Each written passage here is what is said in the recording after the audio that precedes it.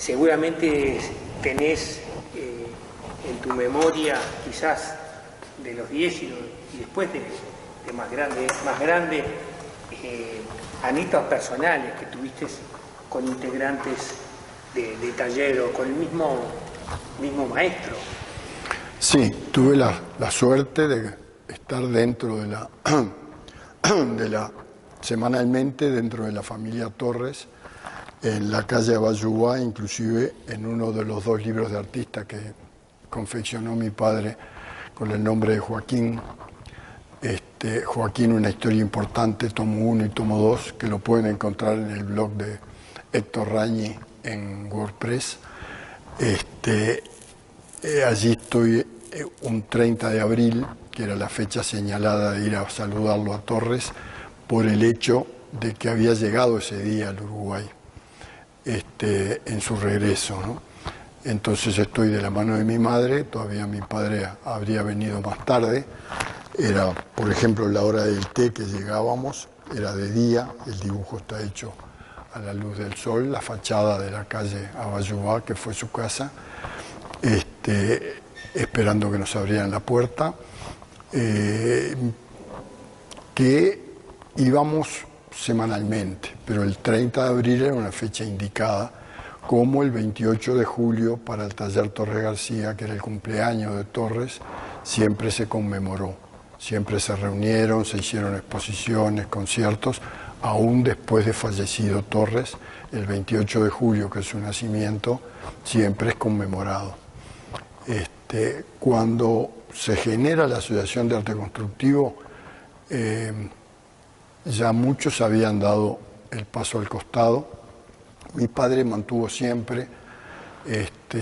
siempre dentro del grupo cercano a Torres, y cuenta él en Círculo y Cuadrado, creo que es en el último número, que son los números 7, 8 y 9, del 43, que salvo los 2 hijos de Torres, el mismo Torres y él, fueron los que quedaron como para cerrar la puerta de la Asociación de Arte Constructivo, con el nacimiento de un grupo muy pujante de jóvenes que formaron el taller Torres García. Se formó ese espíritu que Torres quería tener, que sus alumnos tuvieran una dedicación al aprendizaje, la cabeza abierta para poder aceptar y aplicar sus enseñanzas, que eran un resumen de su vida. O sea, sabía mucho de pintura, la había estudiado, la había vivido, y en su deambular, porque estuvo en España, en Francia, en Nueva York, en Italia, vuelve a París, vuelve a Madrid, y de Madrid en el año 33 decide venirse al Uruguay. Entonces, en esa formación del taller Torres García, mi padre sigue en contacto con ellos, pero no es un alumno más, ya se consideraba un amigo de Torres, había sido su alumno, era el ferviente defensor del constructivismo de Torres García, figura así en algún diccionario confeccionado en la Argentina de pintores argentinos. Él es argentino de nacimiento y está incluido en ese diccionario, y también después se amplía por los mismos autores a un diccionario de artistas plásticos americanos, o sea, amplían esa... ¿Toda su vida fue constructivista? No. Él en España hacía paisajes, naturalezas muertas, pero ya con un grado de abstracción, la máxima que se podía en aquel momento, siguiendo un poco la marcha de la pintura internacional, ¿no, verdad? Ya aparecían los primeros constructivistas en Rusia, Barradas y Torres. Barradas funda el vibracionismo, que tenía algo que ver con el futurismo italiano, por donde pasó Barradas antes de llegar a España.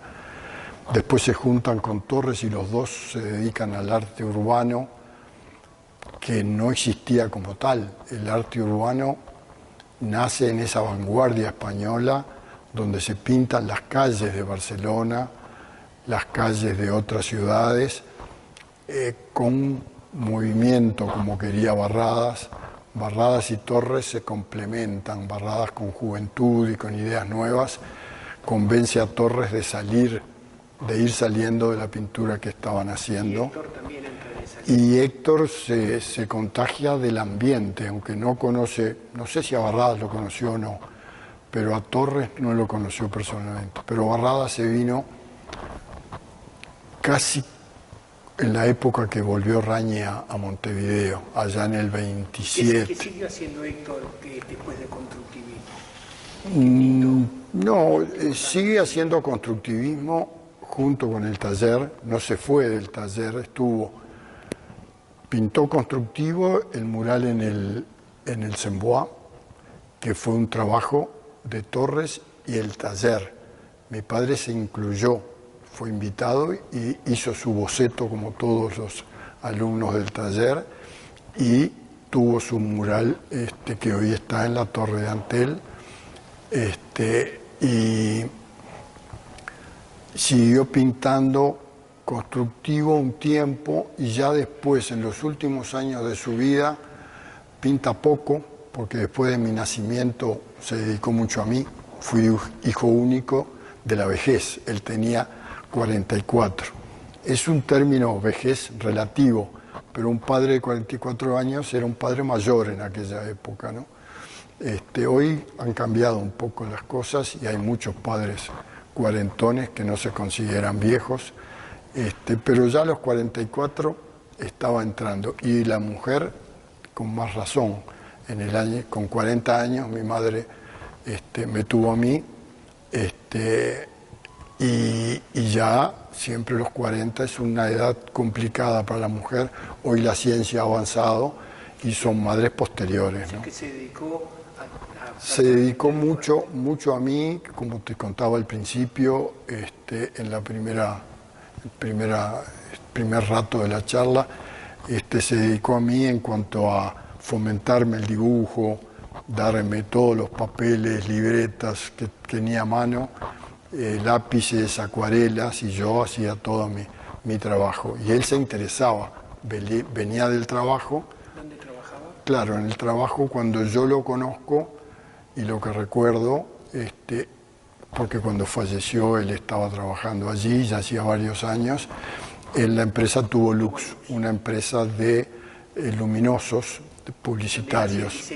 Él hacía diseño, entró como diseñador y contratista, porque el propietario fue delegando en él, por la personalidad de mi padre, de ir a las empresas, de hablar de los diseños, discutirlo con los propietarios de los comercios. ¿Falleció?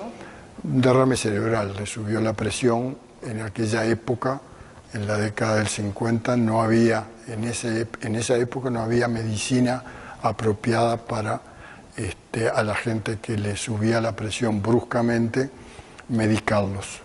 Te mandaban a hacer determinada dieta, sin sal, etcétera, pero estaba en pañales. Yo hoy hace 20 años que tomo medicación para la presión y la mantengo siempre en el mismo nivel. ¿Dónde está enterrado? Está enterrado en el cementerio británico. No tenemos nada que ver con la colectividad inglesa, pero fue el lugar muy céntrico, además, no teniendo automóvil en aquella época. Vivíamos en Rivera y en Ponce y Rivera, allí en el Parque Valle, y por Rivera son unos minutos de ómnibus llegar al cementerio.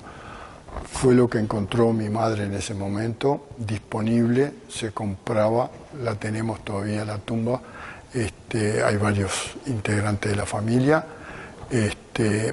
y la tenemos por 99 años, desde el año 52. Por lo tanto, hasta el 51 tengo tiempo de reencontrarme.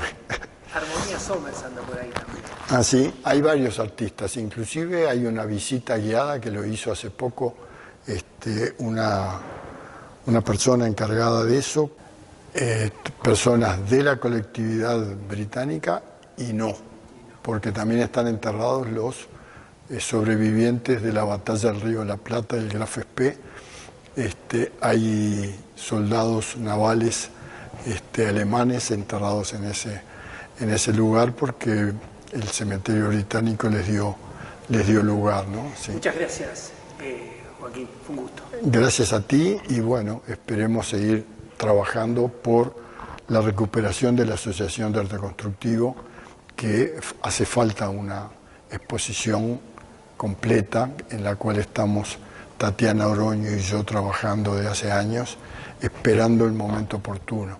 Quizás lo sea el año próximo, en el cumplimiento de los 150 años del nacimiento de Torres García.